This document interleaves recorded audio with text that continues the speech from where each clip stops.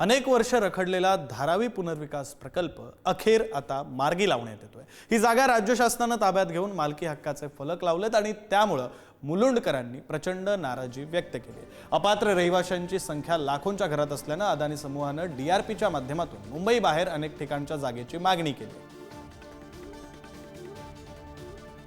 अखेर ते धारावीकर आहेत, त्यांचं पुनर्वसन मुलुंडमध्ये होणार आहे। त्याचे जे बोर्ड्स आहेत आता ते महाराष्ट्र शासनाने लावलेले आहेत। आपल्यासोबत बोलण्यासाठी स्वतः सामाजिक कार्यकर्ते सागर देवरे सर, सर काय सांगाल?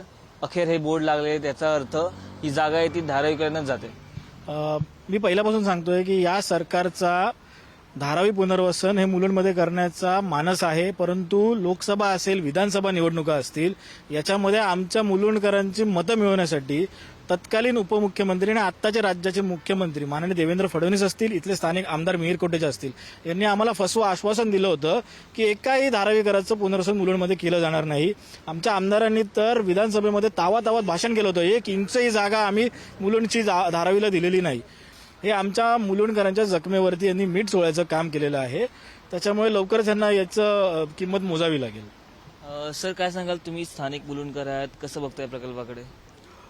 मुलुंड हे एक छोटं उपनगर बोललं जातं, खूप शांत असं आहे। या ठिकाणी हॉस्पिटल्स, शाळा यांची गरज असताना सुद्धा धारावीतले जे लोक आहेत, आम्हाला धारावीतल्या लोकांचा विरोध नाही, परंतु ही मिठागर आहे ही प्रकारे मुलुंडला किंवा इतर भागांना हे काय पाऊस किंवा असं प्रकार पडतो त्याला ते वाचवण्याचं काम करतात। जर ही मिठागरच बुजवली तर हे पाणी जाणार कुठे?